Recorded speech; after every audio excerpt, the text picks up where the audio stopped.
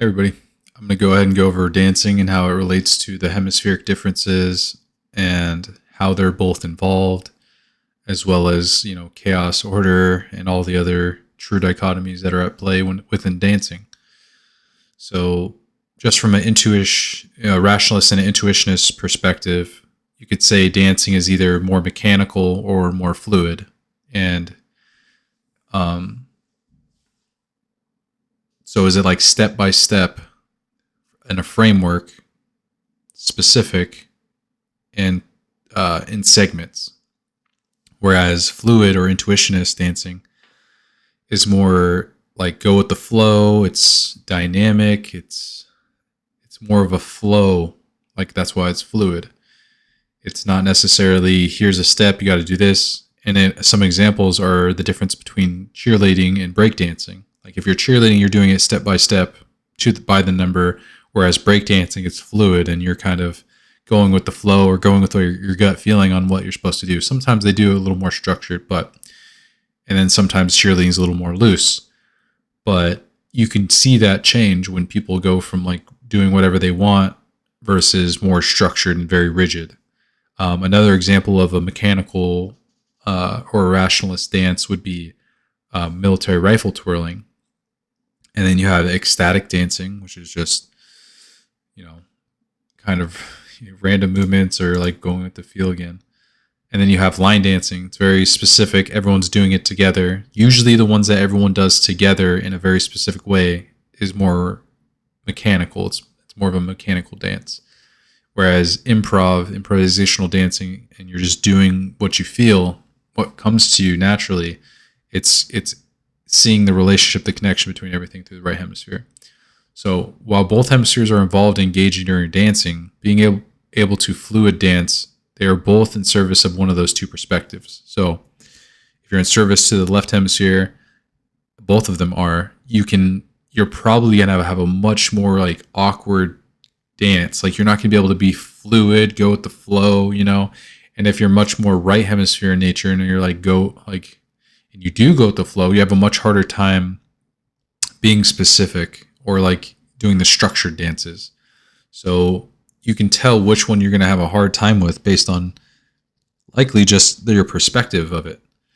So if you are more comfortable doing maybe you've done more of them, but if you're more comfortable doing the mechanical step-by-step dances, then it's likely that you live in that left hemisphere perspective. And if you're more comfortable just going with the flow, just kind of moving how you want to move, it's likely that you're more of the right hemisphere perspective. And it also manifests in your conversations. You can see when people are able to compromise versus they have to have one perspective or the other, which is of the left hemisphere. So the left hemisphere only thinks in either or. So either this is the case or this is the case. And it can't think that both of these things are true at the same time. So if you're talking to someone and two things can't be true at the same time, like it can't be hot and cold, like those two things can't exist at the same time, then you're talking to someone who's more of a rationalist and probably of that mind and would likely have these, would be able to do the mechanical dances, but they can't improv or do any fluid dances. So dancing is primarily associated with the right hemisphere of the brain in general because it requires creativity, spatial awareness, and holistic thinking. So when you're doing movements in general, like going between like these movements, I would say like it requires your spatial awareness and understanding of where your body is in relationship to everything. So that's why I say it's much more right hemisphere involved. But also you're manipulating your body. So the left hemisphere is also involved in that function. And this is why dancing is such a powerful thing to get us in a state of flow where both hemispheres are activating and they're doing stuff together and trying to sync up and through the corpus callosum. So that's kind of how you can picture it. It's like, yes, they're both involved in some way, but when you're in service to one of the perspectives is which dances that you would either prefer to do or be better at or etc. So these functions are crucial for understanding coordinating the complex movements and rhythmic patterns involved in dancing. The left hemisphere, which focuses on logic and detail, also contributes by handling the technical aspects of learning and executing specific dance steps. However, the synthesis and compromise between both hemispheres is what truly enables the art of dance to flourish. So again, both hemispheres are being utilized in dance, but the left hemisphere is primarily associated with the specifics, the steps, the logical structure of it.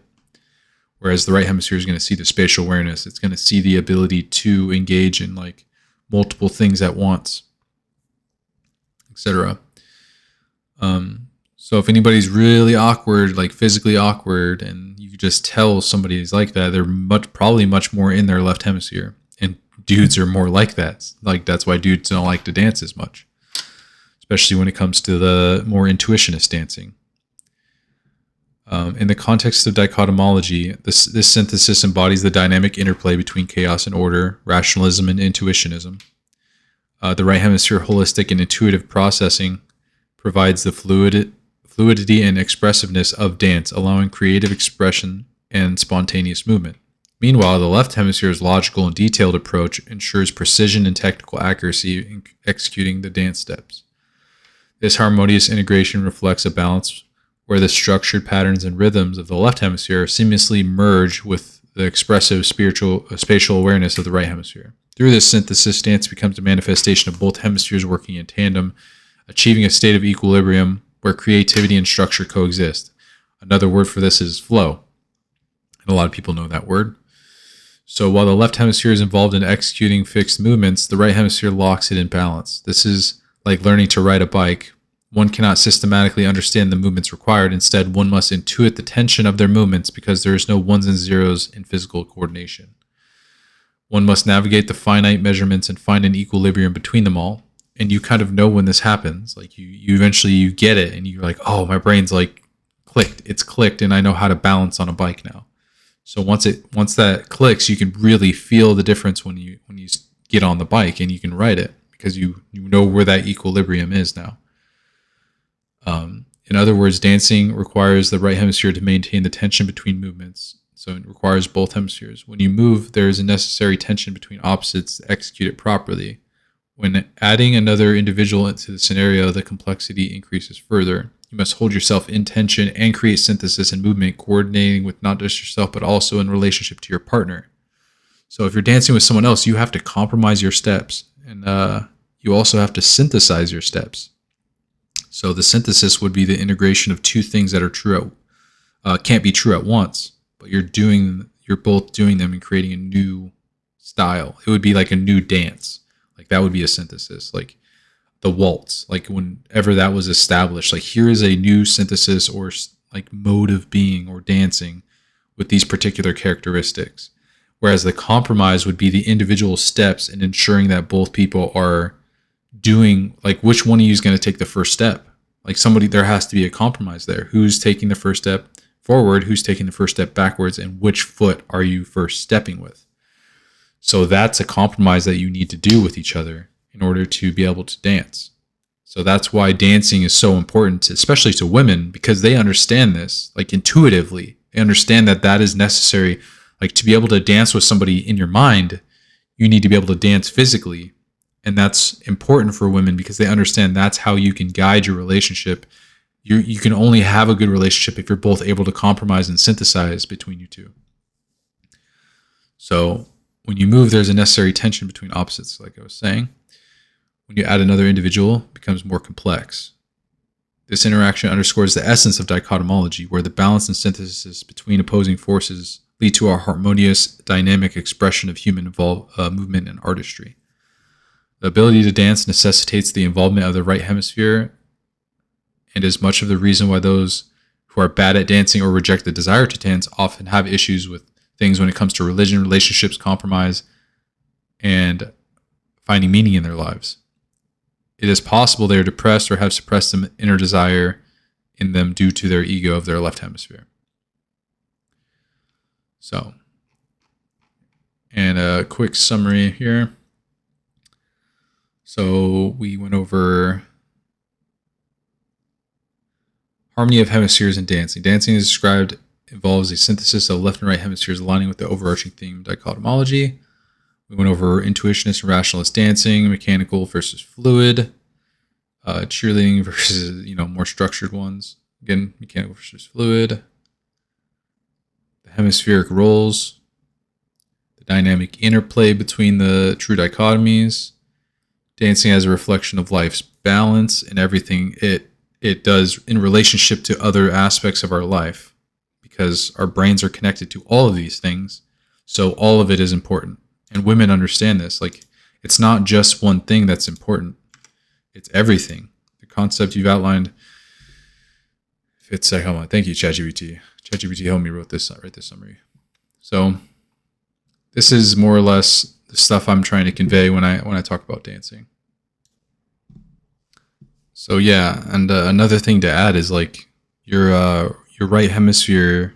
You can say it's put at ease when you're dancing.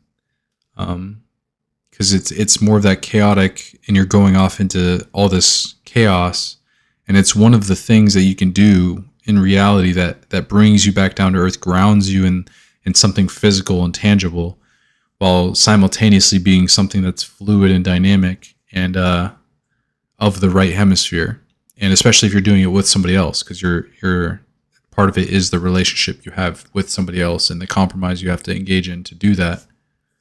So I hope you guys all thought this was interesting, and I love you guys. Have a good night.